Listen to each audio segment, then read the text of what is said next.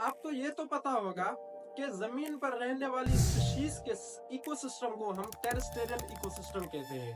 आपको ये भी पता होगा कि पानी में रहने वाली स्पीशीज के इकोसिस्टम को हम एक्वेटिक इकोसिस्टम कहते हैं। पर ऐसा इकोसिस्टम जो जमीन और पानी के बीच में हो, उस इकोसिस्टम को हम क्या कहेंगे? उस इकोसिस्टम को हम ट्रांजिशनल इकोसिस्टम कहते हैं। अब उस ट्रांजिशनल इकोसिस्टम में आता है एक वेटलैंड्स।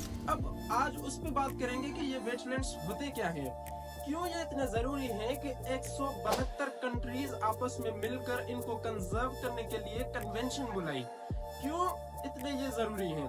क्या इनके असरात हैं क्लाइमेट चेंज पर? क्या ये एनवायरनमेंट के लिए अच्छे हैं? अगर ये अच्छे हैं तो उनके असरात क्या हैं? क्या ये वाकई एनवायरनमेंट के लिए अच्छे हैं? अगर अच्छे हैं तो एनवायरनमेंट पर इसके क्या असरात हैं? कैसे ये क्लाइमेट के चेंज को रेगुलेट करते हैं? कैसे ये हमें बड़े बड़े डिजास्टर्स जैसे कि रेनफॉल, फ्लड्स, उससे हमें ये कैसे बचाते हैं? आखिर ये इतने कैसे जरूरी हैं कि इनके लिए एक अलग से दिन मुकर्रर किया गया है। तो आइए आज हम इस पे बात करेंगे कि ये आखिर हैं क्या और इनकी इम्पोर्टेंस क्या है आज की लाइफ में। अस्सलाम वालेकुम, मैं हूँ कामरान अली उमरानी आपके साथ, और आज हम जानेंगे वेटलैंड्स के बारे में। वेटलैंड्स एक ऐसे स्पॉन्जेस हैं जो वाटर को ट्रैप करते हैं और जरूरत आने पर उसको स्लोली रिलीज करते हैं। अब अगर इसकी डेफिनेशन देखी जाए तो रामसर कन्वेंशन में इसकी डेफिनेशन दी गई थी। आप ये डेफिनेशन देख सकते हैं, मैं आपको इसका मतलब समझाता हूँ। वेटलैंड्स एक ऐसी एरियाज हैं जो मार्श, फेन, पिचलैंड या वाटर वाली होती हैं। ये आर्टिफिशियल भी हो सकती है, नेचुरल भी हो सकती है, परमानेंट या टेम्पररी भी हो सकती है। यहाँ पर वाटर जो है वो स्टैटिक भी हो सकता है और फ्लोइंग भी हो सकता है। वाटर साल्ट, ब्रेकिश या फ्रेश भी हो सकता है। और यहाँ पर इनकी जो तादाद, इनकी जो हाइट है, एट लो टाइड्स पर इनकी 6 मीटर्स तक हो सकती है, उससे ज्यादा नहीं हो सकती। इन्हें बायोलॉजिकल डाइवर्सिटी का क्रेडल भी कहा जाता है। अब ये इसे क्यों कहा जाता है वो हम आगे चल के देखते हैं। नवंबर 2023 तक ऐसे 2500 वेटलैंड्स हैं जो रामसर साइट्स में डेजिग्नेट किए गए हैं। अब ये तादाद बढ़ भी सकती है, पर ये नवंबर 2023 तक है। और अगर हम इस 2500 वेटलैंड्स की एरिया मालूम करें तो वो 257 मिलियन हेक्टेयर्स बनती है। अब अगर इस साइज को पाकिस्तान की एरिया से कंपेयर करें तो ऐसे 3 पाकिस्तान हमारे बन सकते हैं। और अगर इंडिया की साइज से कंपेयर करें तो ऐसा 78% इंडिया वेटलैंड्स में भर जाएगा। इंडिया में ऐसे 80 वेटलैंड्स हैं जो रामसर साइट्स में डेजिग्नेट किए गए हैं, और ये तादाद जनवरी 2024 तक है। अब ये आगे बढ़ भी सकती है। और तमिलनाडु एक इंडिया की स्टेट है जहां पर सबसे ज्यादा वेटलैंड्स की साइट्स मौजूद है, और वहां पर 16 ऐसे वेटलैंड्स रामसर साइट्स हैं जो डेजिग्नेट की गई है। अब आप यहाँ पर ये सोचेंगे कि ये रामसर डेजिग्नेटेड साइट्स क्या है, ये भी हम आगे चल के इस पे बात करते हैं। पाकिस्तान में ऐसी 19 रामसर डेजिग्नेटेड साइट्स हैं। अब आइए इनकी टाइप्स पे बात करते हैं कि वेटलैंड्स की क्या क्या टाइप्स हैं। वेटलैंड्स की 4 टाइप्स हैं। मार्शी वेटलैंड्स की बात की जाए तो ये हर्बिशियस वेजिटेशन से कवर्ड होते हैं। हर्बिशियस वेजिटेशन उसको कहा जाता है जिनमें ग्रासेस, सेजेस, रीड्स और हर्ब्स होते हैं। ये वेटलैंड्स की टाइप्स ये हमेशा पानी में सबमर्ज होती हैं और इसकी सॉइल सैचुरेटेड होती है, इसीलिए इनमें पानी की मिकदार बहुत ज्यादा होती है। ये हमेशा रिवर्स, इनलैंड एरियाज और कोस्टल एरियाज में पाए जाते हैं, जिनकी मिसालें Everglades in Florida, Okavango delta in Botswana है। दूसरा है स्वैम्प्स। अगर स्वैम्प्स को देखा जाए तो वो मार्शी वेटलैंड्स के बिल्कुल बरक्स है। वहां पर हर्बिशियस वेजिटेशन होती है और यहाँ पर वुडी वेजिटेशन होती है जिसमें ट्रीज और श्रब्स होते हैं।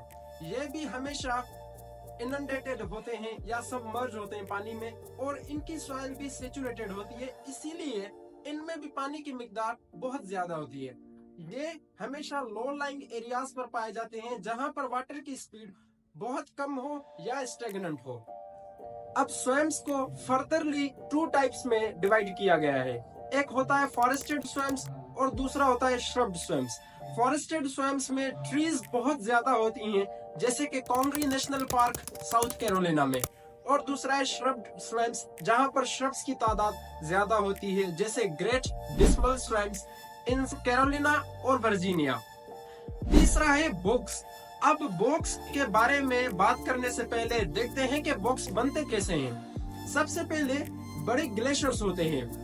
ग्लेशियर्स वो साल्ट वाटर और फ्रेश वाटर के बने हुए होते हैं। जैसे ही वक्त गुजरता है तो वो ग्लेशियर्स मेल्ट होना शुरू हो जाते हैं। मेल्ट होते होते वो लेक्स में कन्वर्ट हो जाते हैं, जिनको हम ग्लेशियर लेक कहते हैं। अब उन ग्लेशियर लेक्स के बिल्कुल सराउंडिंग में हर्बिशियस वेजिटेशन उगना शुरू हो जाती है। वो हर्बिशियस वेजिटेशन आहिस्ता आहिस्ता उस ग्लेशियर लेक में, या जिसे हम लेक कहते हैं, उसमें भी आती जाती है और वो उसकी सतह में आ जाती है। सतह में आके वो आहिस्ता आहिस्ता बढ़ती चली जाती है और एक टाइम पर वो उस लेक से भी बाहर आ जाती है। अब उस लेक से जैसे ही बाहर आती है तो वो फोटोसिंथेसिस के प्रोसेस से कार्बन डाइऑक्साइड को कैप्चर करती है और वो कार्बन डाइऑक्साइड को कैप्चर करके उसकी बिल्कुल निचली सतह में पीट बनाती है। जैसे ही वो पीट बनाती है तो आहिस्ता आहिस्ता वो प्रोसेस जो है वो साइकिल होता जाता है और ऐसे ही ऐसे पीट बनती चली जाती है और एक टाइम पर वो पीट पानी से भी बाहर आ जाती है। पानी से बाहर आके वो हर्बिशियस वेजिटेशन से भी ऊपर आ जाती है और वो एक किस्म का टीला बन जाता है, या जिसे हम माउंट कहते हैं। अब इस लैंड को हम पीटलैंड कहते हैं, जहाँ पर पीट की मिकदार बहुत ज्यादा होती है। इनमें एक चीज होती है स्पेंगम मोसिस, जो इस पीट में बहुत ज्यादा मिकदार में पाई जाती है। इस स्पेंगम मोसिस का ये काम है कि ये जख्मों को कम करने के लिए दवाई के तौर भी यूज होती है और एनवायरनमेंट पर भी इसके बहुत अच्छे असर आते हैं। अब इस पीटलैंड को हम बॉक्स कहते हैं। अब अगर बॉक्स की बात करें तो ये एसिडिक होते हैं। एसिडिक से मुराद है कि इनकी पीएच स्केल 7 से लो होती है। यहाँ पर न्यूट्रन की जो लेवल है वो पुअर होती है। न्यूट्रन से मुराद ये है कि नाइट्रोजन, फास्फोरस और पोटेशियम। अब अगर इनके सोर्सेज की बात करें, जैसे कि हमने पहले बात की कि सबके सोर्सेज ग्राउंड वाटर या सरफेस वाटर से थे, पर इनके सोर्सेज प्रेसिपिटेशन या रेनफॉल से होते हैं। अब इन बॉक्स की मिसाल टाइमर पेनिनसुला इन नॉर्थर्न साइबेरिया रशिया और डोलीज नॉर्ड वाइल्डरनेस इन वर्जिनिया। अब चौथा है फेंस। ये फेंस बिल्कुल बॉक्स के बरक से, बॉक्स में एसिडिक नेचर होती थी और फेंस में ये स्लाइटली एसिडिक होती है, या इन्हें अल्कलाइन भी कहा जाता है। वहां पर न्यूट्रिएंट की लेवल पुअर थी, यहाँ पर न्यूट्रिएंट की लेवल हाई होती है। उनका पानी का सोर्स प्रेसिपिटेशन या रेनफॉल होता है, पर इनका पानी का सोर्स ग्राउंड वाटर या सरफेस वाटर होता है। इनके एग्जांपल अवेस्टफेन इन एस्टोनिया और विकिनफेन इन इंग्लैंड है। अब इन वेटलैंड्स को कंजर्व करने के लिए कोई भी ऐसा इंटरनेशनल प्लेटफॉर्म मौजूद नहीं था जो इनको कंजर्व कर सके। तो इसके लिए 1971 में रामसर कन्वेंशन बुलाई गई, जो 2 फरवरी 1971 पे साइन की गई और इसको 1975 में 12 दिसंबर पर अमल में लाया गया। ये कन्वेंशन रामसर ईरान के शहर में हुई। इनमें 172 कंट्रीज ने पार्टिसिपेट किया, इसको साइन किया और रेटिफाई किया। इनमें 6 इंटरनेशनल ऑर्गेनाइजेशंस हैं जो इसकी पार्टनर हैं। Number first, international union for conservation of nature IUCN, second world wild life fund WWF, third wild foul and wetland trust WWT, चौथा international water management institute IWMI, पांचवा bird life international और छठा wetlands international. इनमें सबसे पहले Australia ने इस convention को साइन किया और अपनी कॉपर पेनिनसुला ऑस्ट्रेलिया वो इस रामसर साइट में डेजिग्नेट की। अब इस रामसर कन्वेंशन के 3 ऑब्जेक्टिव्स हैं जो कि यूज किए जाते हैं। नंबर पहला है वाइज यूज ऑफ वेटलैंड्स, इनको सही सस्टेनेबल तरीके से यूज किया जाए। नंबर दूसरा है कि ऐसी जो भी साइट्स हैं, जो वेटलैंड्स हैं, उनको रामसर लिस्ट में डेजिग्नेट किया जाए। इसीलिए इंडिया ने 80 रामसर साइट्स डेजिग्नेट की और पाकिस्तान ने 19 रामसर साइट्स डेजिग्नेट की।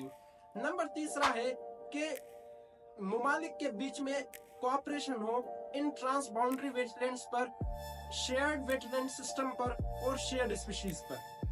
ये कन्वेंशन हर 6 साल बाद एक स्ट्रेटेजिक प्लान के साथ आती है और इसका लास्ट प्लान 2016 से लेके 2024 तक था, जो COP12 में अप्रूव किया गया।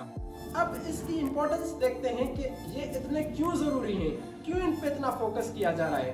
तो नंबर फर्स्ट है, ये बायोडाइवर्सिटी को कंजर्व करते हैं। इनमें वेटलैंड्स में बहुत किस्म की बायोडाइवर्सिटी मौजूद है। इनमें रेयर बायोडाइवर्सिटी, रेयर स्पीशीज और इंडेंजर्ड स्पीशीज भी मौजूद है। रेयर स्पीशीज हम उनको कहते हैं जिनकी तादाद 10,000 से नीचे हो, और इंडेंजर्ड स्पीशीज उसको कहते हैं जिनकी तादाद 2500 से नीचे हो।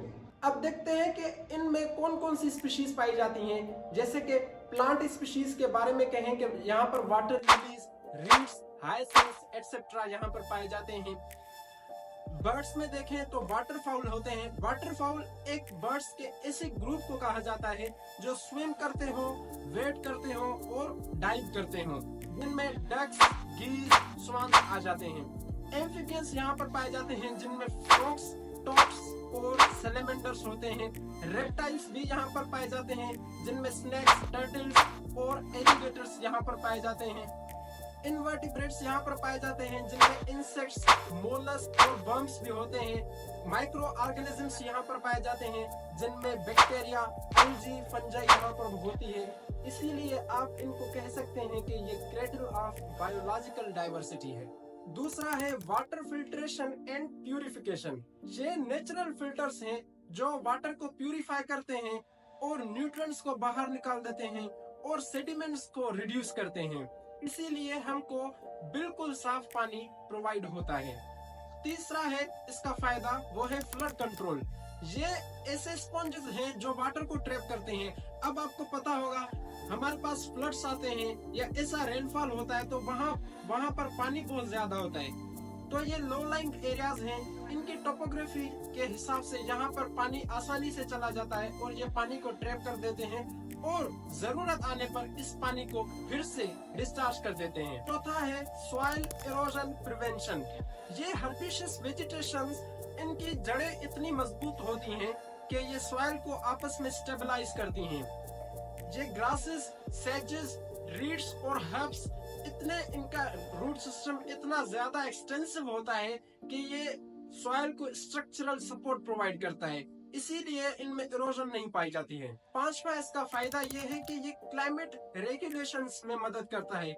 हमने जैसे पढ़ा बॉक्स में कि ये पीटलैंड जो बनती है वो कार्बन डाइऑक्साइड को फोटोसिंथेसिस के प्रोसेस से जज़ब करती है, कैप्चर करती है, तो इसको हम कार्बन सिक्वेस्ट्रेशन कहते हैं, जो माहौल में, एनवायरनमेंट में पड़ी कार्बन डाइऑक्साइड को खींच लेता है और एनवायरनमेंट को साफ कर देता है। कार्बन सिक्वेस्ट्रेशन का ये फायदा है कि क्लाइमेट चेंज मिटिगेट होती चली जाती है।